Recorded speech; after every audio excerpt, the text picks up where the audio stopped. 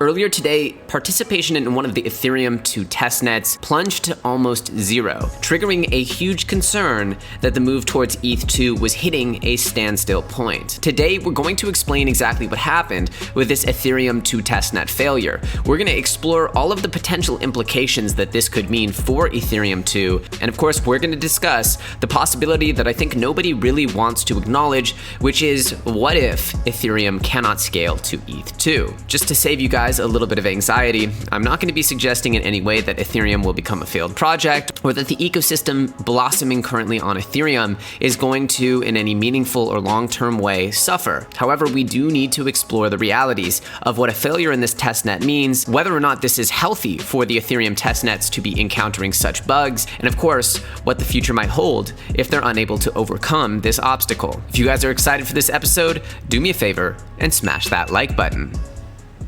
Now, as you can see by the chart beside me, earlier today, we saw participation by balance validator status and participation rate plunge from over 800,000 and 80% capacity. The reality is here that we hit a bug, and so we're going to explain exactly what that bug was. We're going to talk about the implications, and we're going to talk about whether or not essentially this is healthy for the Ethereum ecosystem. So Preston Van Loon here, who's a developer at Prism Labs, says this: earlier today, Prism experiences a global outage that affects all Prism clients for approximately 90 minutes. I'll explain what happened in this thread. Medalla, hashtag ETH2 testnet, is currently not finalizing because there was a problem in Prism with rough time clock sync. There is a fix available. Prism users, please update and restart your clients. This shows once more how important client diversity is and how important testnets are. Of course, this is making the case that client diversity and testnets are healthy, and this whole event is part of the plan. Twitter user at Terrence Chain observed their clock was adjusted to 4 hours into the future. Shortly thereafter, our pagers started going off and user reports started to flood in on Discord. Something was really wrong. In the Medalla testnet, validator participation plummeted faster than YAM, from 75% to 5% or less. It was all hands on deck for the Prism Labs team. We decided to disable the rough time clock sync by default and replace it with an opt-in feature flag. This prevents the same type of issue on a global scale, and now rough time results are reported rather than an automatic clock adjustment. This graph represents the period in time that Prism nodes were reporting a clock skew of over 2 seconds. It lasted approximately 90 minutes. So now we look at the data and ask what rough time server was giving us such a hard time. The data shows all of these servers were reporting 0.1 seconds offset or less. So how did we end up with a 4-hour offset? We are still trying to answer that question. Now, here's the part that is a little bit concerning. We are still trying to answer that question. There must be a bug somewhere in the runtime delta calculation, and we hope to uncover it soon. Regardless of the results of this investigation, we think that making automatic clock adjustments should be opt-in or maybe removed entirely. Read into our full post-mortem report, which I'll link in the description of this video if you are slightly technical and want the full breakdown here. Uncovering these issues is why we have a testnet before mainnet. Having alternative client options benefits the users in this type of scenario. One Reddit user essentially summarized this eloquently, saying they know what happened, but not why. I see a number of comments saying, yeah, 3 out of 5 are fine. This won't affect anything. 2 testnets wouldn't properly sync, but this is why we have multiple all caps testnets. There's a little bit of a debate here as to whether this is a healthy moment for a testnet. I don't think anyone's really jumping to conclusions right now, but just understand that ETH2 has not failed. There's just a time synchronization error that they're looking to have resolved, and that this didn't affect every testnet. And this is a good supporting reason as to why you should have a diversity of testnets and clients running. Right now, a lot of developers are complaining that Ethereum is too centralized in the actual clients it's running, and that they need more diversity of software running on this platform to essentially prevent against these little bugs like this, which brought this particular testnet to a screeching halt. Let me know what you guys think about this whole debacle, whether it removes trust or essentially adds more trust in the process that they're identifying these issues before moving on to mainnet. Obviously, nobody likes bugs, but of course, this is still in a testnet phase. This has not affected anyone's real funds. And of course, this is on the heels of essentially the report that DEXs have seen more volume in 7 days than the entirety of 2019 combined. Decentralized exchanges just hit a huge milestone. More than $470 million in trading volume was processed over the past 24 hours. DEX trading volumes in the past week surpassed trading volumes throughout 2019. In 7 days, almost $2.5 billion in value was was captured, more than the 2.4 billion in total volume traded in 2019, more than 13.8 billion in volume has passed through DEXs so far in 2020. It's just mind-boggling. And so when I talk about the trend towards decentralization of trading, and then of course another trend that very few people understand, which is of course the trend towards derivatives, the biggest and most liquid financial markets in the world, this is an incredibly powerful transitional moment where you can actually invest in protocols that are managing these systems, protocols that stand to grow in value by orders of magnitude if this trend is to continue. And of course, I genuinely believe you don't fight against the future. We've seen that this decentralized trading environment has been a hotbed of innovation, allowing for people to create their smart contracts, put up a liquidity pool, and let the community go ham,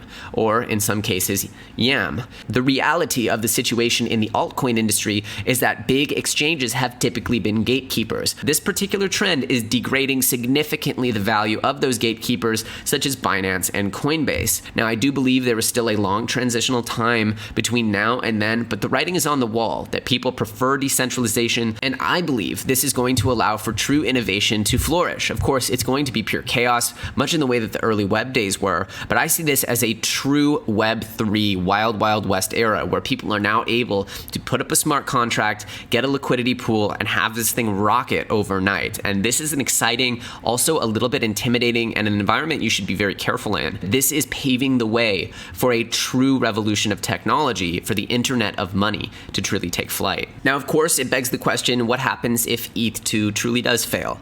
And so I actually tweeted this just a few minutes ago, and I already have several comments, and I personally believe that this will open the door for Polkadot. And the reason why I'm saying Polkadot is because of a clip that I'll show you in just one second here, which I believe is of tremendous consequence. And the reason why I think Polkadot is really the next logical evolution is that Polkadot doesn't marry itself to any single approach to any technology.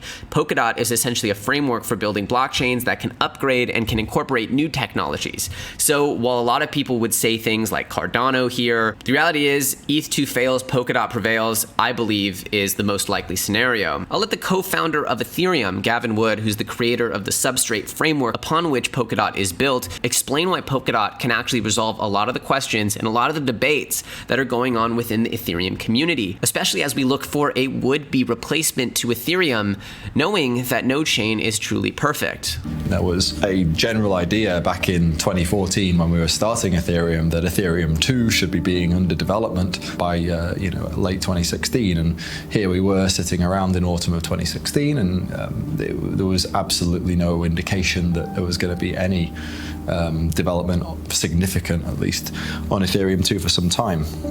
So really we wanted to push forward with that one way or another. Let's embark on something that we think will be complementary to Ethereum 2, a system in parallel that can fulfill things that probably Ethereum 2 is going to be less than optimal at fulfilling, and ideally that will interoperate with Ethereum 2 as well. So Polkadot is a multi-chain. The idea is that it's a blockchain, but we bundle lots of different blocks up all at the same time that can be executed in parallel, right? So these things can all be executed at the same time. In doing so, we create this sort of idea of a multi-chain because every block is actually lots of different blocks. Then we can, in principle, run 100 times the amount of transaction throughput that just one chain, like Bitcoin or Ethereum, could.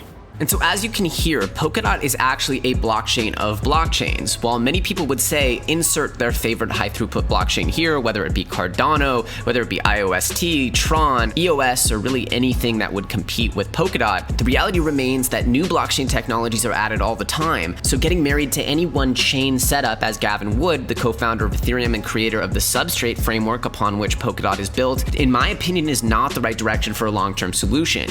You want to go towards a system that can actually incorporate new ideas, as new technologies, upgrades, and changes are the one constant in the tech sphere. We know that things are coming. We know that new tech is coming. We know new ideas and brave thinkers. They might still be kids today, but one day there will be a genius that will revolutionize the way this internet of money actually functions. And having a framework that can incorporate those new ideas without essentially having to rewrite the whole playbook and start an entirely new value island, that is of tremendous importance going forward. So I believe that Polkadot, with all the promise that it offers, could be essentially the next evolution of blockchain in the event that we're not able to get an ETH2. Moreover, I don't think that this ETH2 news is worth being completely concerned about. I think that this ETH2 failure is more or less a bug that you'd expect to encounter in such a complex system. This is the point of testnets and why you run so many layers of testing before you deploy things that could actually affect real funds. So I hope this episode has broken down essentially what happened with this Ethereum 2 crash of their testnet, why I believe that it's actually potentially a healthy thing for them to be working through, and of course, what happens if Ethereum 2 does fail. If you guys enjoyed this, if you got some value out of it, do me a favor and destroy that like button. Of course, if you guys are not subscribed to Elio Trades, I highly encourage you to hit that sub button and don't forget to hit that little bell notification. We're growing by leaps and bounds. The community has been absolutely ecstatic and electric of late. We're literally getting over 1,000 new subscribers a day, and we have become the fastest growing community here in crypto land, which gives me a tremendous amount of joy to say. If you guys want to go even deeper into my community, feel free to follow me on Twitter at Elio Trades. And of course, if you want to connect directly with me or with my community, feel free to join my Telegram, t.me/ElioTradesCrypto. Both those links are in the description. As usual, I hope you guys enjoyed this content. Thank you so much for watching. My name's Elio Trades, and I'll see you very soon on the next episode.